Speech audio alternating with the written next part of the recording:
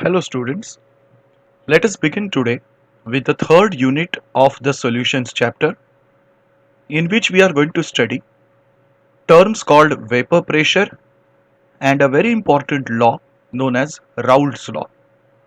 If you are going to appear for any entrance examination, this topic is going to be one of the most important topic for you. Let us begin with the first term of the topic, vapor pressure. What is the definition of it? Vapor pressure of a liquid at a given temperature is the pressure exerted by the vapors of the liquid in equilibrium with the liquid itself at a given temperature. Now, definition on the face of it looks little complicated. Understand two important words in it. Number one, pressure exerted by the vapors. Number two, with the liquid in equilibrium with it. To understand this, let us see the mechanism of how liquid can create a vapor pressure. The mechanism can be imagined in three different stages. Stage number one, whatever liquid we take in a closed container, from the surface it starts evaporating. The molecules of liquid from the surface will start getting converted into its vapors. Stage number two, since the vessel is closed, the vapors which we have escaped from the surface will start slowly condensing back. Now you can understand there are two processes in opposite directions. First, evaporation of the liquid. Second, condensation of the vapors. Imagine for a longer duration, we keep the vessel in a closed manner. Stage number 3 achieves, which is an equilibrium between stage 1 and stage 2, or processes of evaporation and condensation. At this equilibrium, whatever vapors are collected above the surface of liquid will start exerting a pressure. This pressure is called vapor pressure. So, for having vapor pressure, we must have a process of evaporation in equilibrium with condensation. You can clearly understand that if the vessel is open, then condensation is going to be poor. There will be only evaporation. So, the vapor pressure measurement can be done experimentally in a closed container. But in nature, if you are having open surface, then the vapor pressure cannot be measured. To understand in a very easier way what is vapor pressure, let us understand that vapor pressure is escaping tendency of a liquid. For example, if I pour on a surface some amount of water, it will have its own vapor pressure or escaping tendency. Somewhere else I pour little bit of ethyl alcohol, it will have its own vapor pressure, own escaping tendency. And somewhere I have poured little bit of liquid mercury. You can understand escaping tendency of alcohol will be maximum. That is, vapor pressure of alcohol will be maximum, followed by vapor pressure of water and vapor pressure of mercury.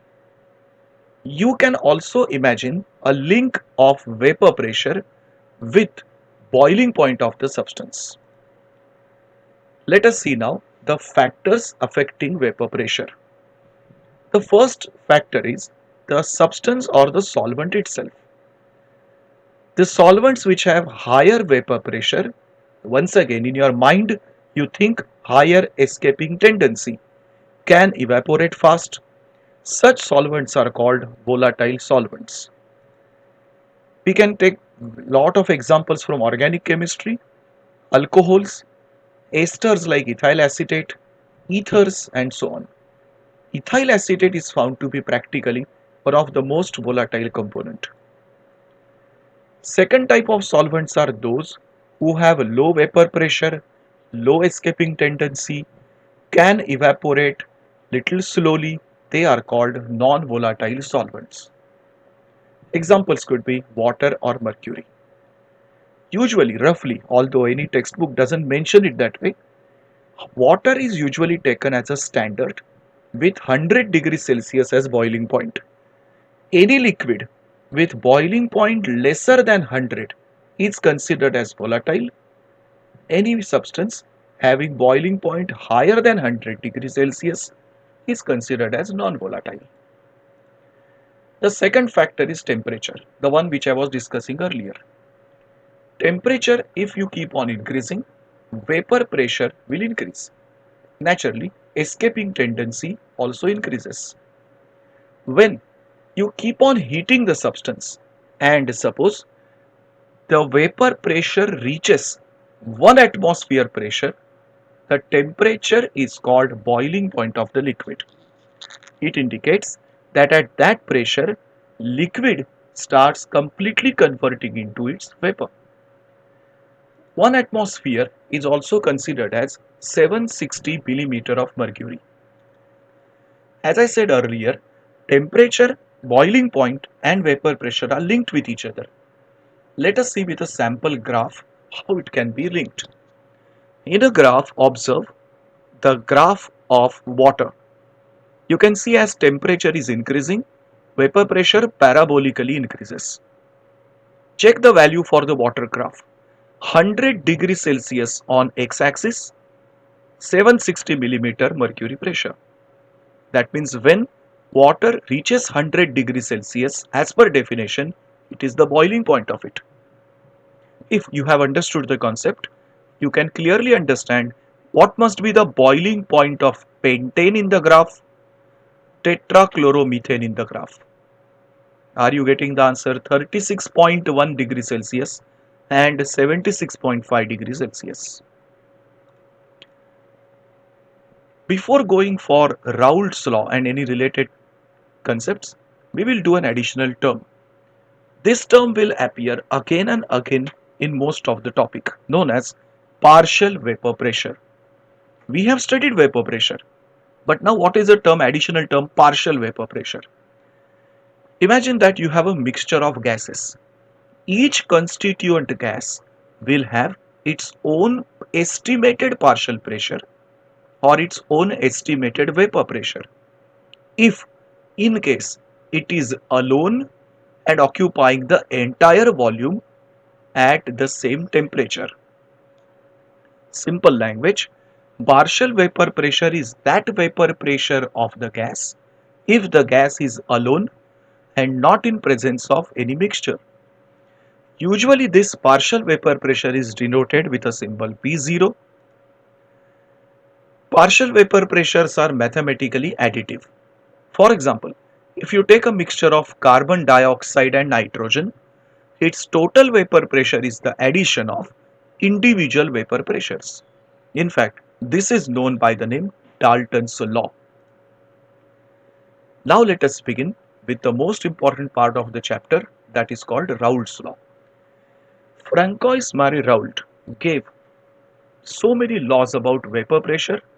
In fact, he was a founder of understanding what is vapor pressure and he studied it extensively for the over around 40 years of his life. There are several Raoult's law given.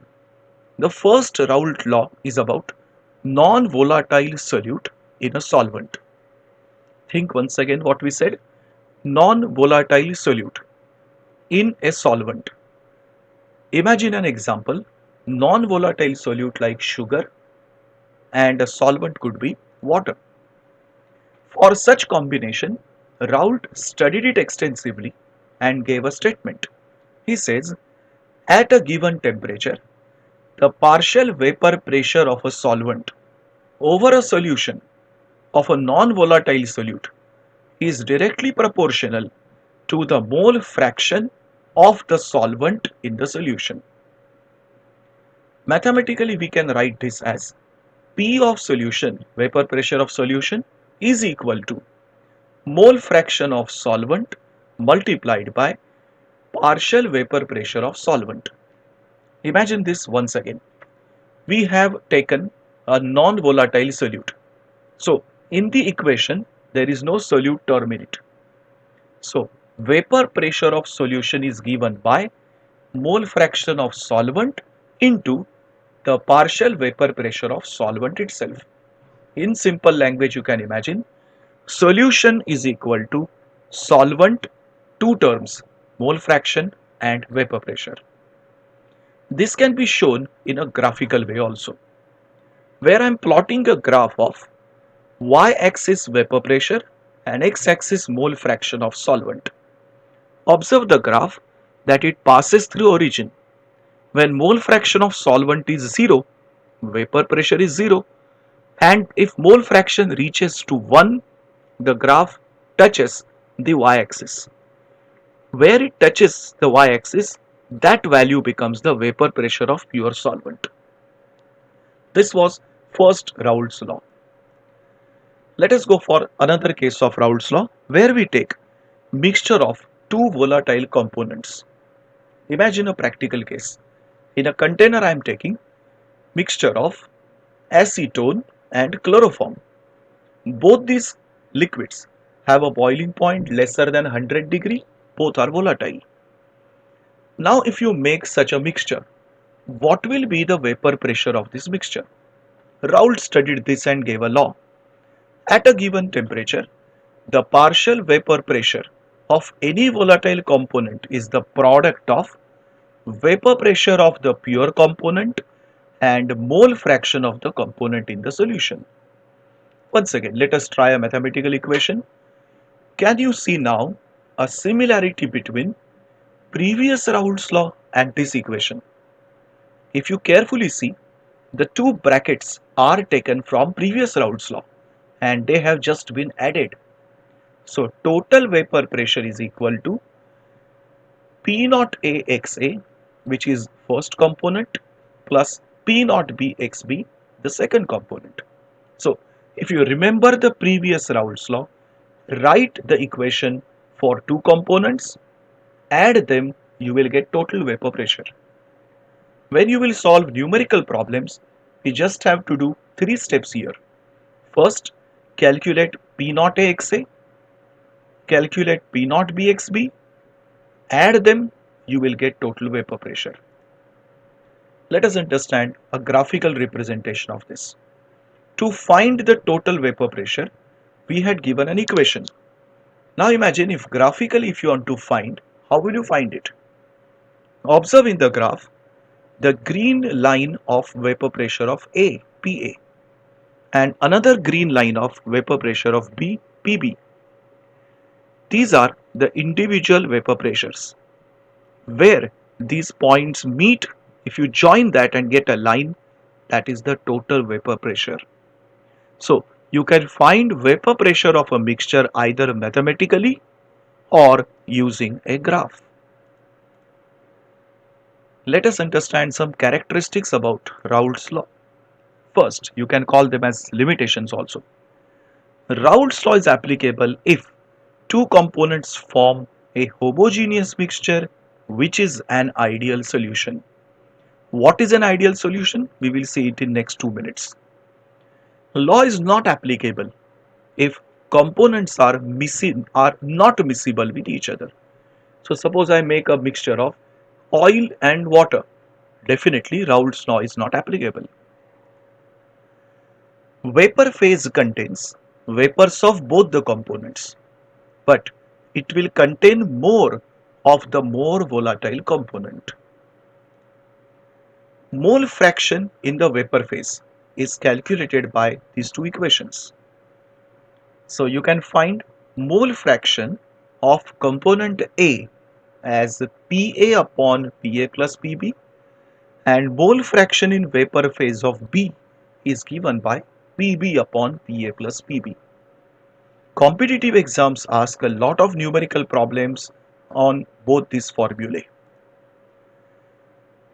The vapor pressure of liquid is not a constant term and it changes with temperature. Two scientists called Clausius and Clapeyron gave an equation which relates vapor pressure with temperature. Their equation is given as log P2 upon P1 is delta H of vaporization upon 2.303 R into 1 upon T1 minus 1 upon T2. The terms are quite simple. Heat of vaporization of the liquid is given as delta H. If temperature is T1, the vapor pressure is P1, and when temperature becomes T2, vapor pressure becomes P2. Let us come to the next point called ideal and non-ideal solutions. This once again is a very hot topic in most of the competitive exams. While checking the ideality of a solution with respect to Raoult's law, following 3 points are considered. First, we consider the magnitude of the interaction between component AA, component BB, and once they form a mixture, component AB. So, we check whether there are any forces of attraction or repulsion between original AA, original BB, and once they form a mixture AB, are these forces increasing or decreasing? Number 2. Whenever two components are mixed, either heat is evolved or absorbed. This is called heat of mixing. We check the value of this. Number 3. When two components are mixed, their individual volumes are added. After adding, whether the addition as expected comes or there is a change in volume of mixing. So, considering three factors: interaction between molecules, delta H of mixing, and delta V of mixing, we decide whether solution is ideal or non-ideal. What are ideal solutions? First, the magnitude of interaction between AA, BB, and AB all are equal. Number 2, the delta H of mixing should be 0. That means no heat is evolved or absorbed. Number 3, the magnitude of delta V of mixing is 0.